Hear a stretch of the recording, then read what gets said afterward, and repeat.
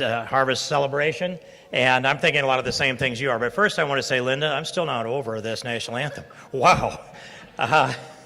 You know, you got to look out here, I'm gazing at the flag, but I didn't see anybody take a knee in this place. And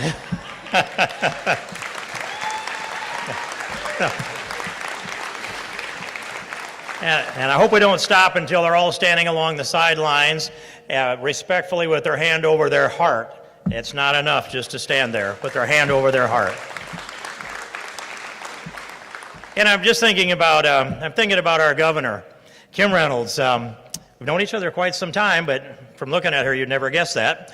And I used to stop in just to make contact because I always liked and respected this lady. And we got engaged in taking a look at the state politics near the same time. And yet, the part that I remember the most is when now Governor Reynolds decided to run for the state Senate, stopped into my office down in Creston, and we had a conversation down there about this tough primary that she was facing. Now, I'll just tell you this. I told myself as she walked out that door, this lady has the eye of the tiger. You watch the expressions on her face, you watch the look in her eye, see what she writes down, see what she follows through and does. She means it. And I'll just fast forward a little bit to last fall or so when it became apparent that Kim Reynolds was going to become our governor, but as lieutenant governor, I had some concerns. I do care about policy, and I had a mental list of 6 things I wanted to talk to the future governor about while there was still a slate there that was blank enough that maybe I could still write on it. And we went into Kim's private office, the formal office, the lieutenant governor's office, and sat down at the end of that table and had our conversation. Now, you have to be expecting what I was expecting, which was I was going to make 6 asks. And I walked out of that room, I didn't make any. Not one. Because what I learned was that as soon as Kim Reynolds understood the issue, and she understood the issues, I filled in only maybe just a handful of blanks along the way because they were my topics. She told me in advance, this is what we need to do every single time. 6 times in one meeting. And I walked out of there thinking, I'm not going to have to worry about this at all. I'm going to be really happy with Governor Reynolds when she finally takes this oath of office, and I am, and I continue to be. And I can't say enough good either about the accomplishments of this past legislature in the state. I'm a little jealous I didn't get to be part of that. It's a terrific team in the House and the Senate and the governor's office and the lieutenant governor, which I can't leave him out of this, so we go back a ways too. But what I know is that Adam Gregg comes from good stock. I saw 4 generations of their family in Haywarden one day, out there by the train caboose, and I've watched him mature as a young individual, as a college student, as an intern, as a young attorney, as a candidate for attorney general, and now as a terrific selection of appointment of great young talent for lieutenant governor of the state of Iowa, Adam Gregg.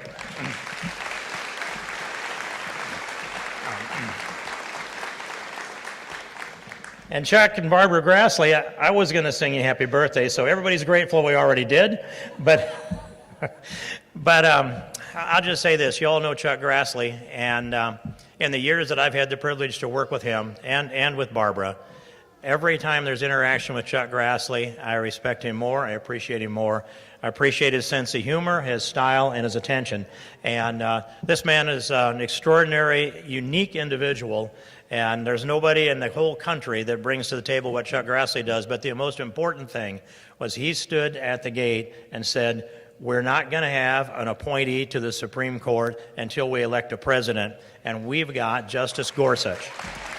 Thank you, Chuck Grassley. Thank you. This Constitution thanks you. You saved it. You saved it for our country. And so skipping along the way, I want to touch a couple pieces along the way. Another thing that's really important, Iowa's first in the nation status. Big progress made on the RFS in this past week, and it was great leadership on your part, Governor, great teamwork out all the way. But if we're not first in the nation caucus, nobody listens.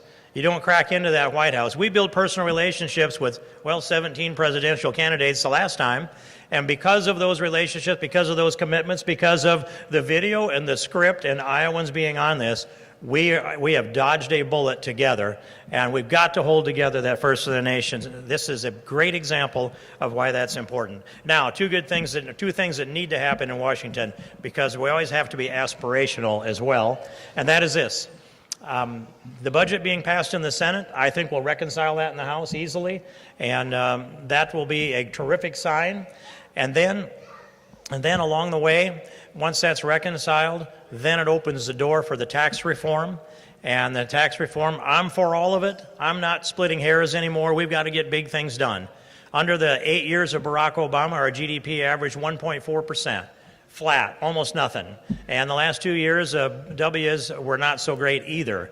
But according to Larry Kudlow, if you pick 50 years, a half a century out of any segment of American history, we've averaged more than 3% GDP over a 50-year span of time. That's sustainable, it's doable, and these tax cuts and this tax reform will get us there and keep us there. We're already at 3.1. We're going to get up above that, and we'll hold it, and I think it's a decade ahead of prosperity for us, and a lot of it has to do with the work that you all did here.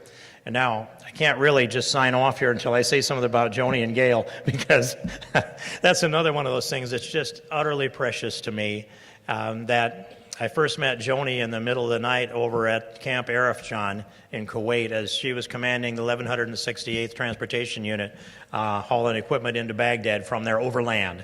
And there I met a number of those soldiers in the middle of the night about 1:30 and had some good conversations with them. Joni was in command, and she was concerned and cared about her men.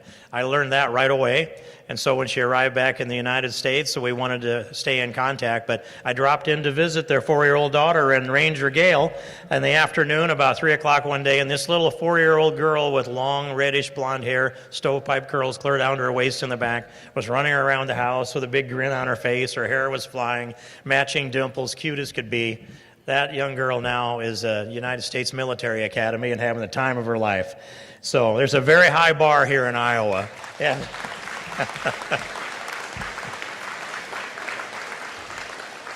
and all of our relationships, all of our accomplishments together, all of the toil that we have done has come together to have a terrific leadership team in this state because of your work.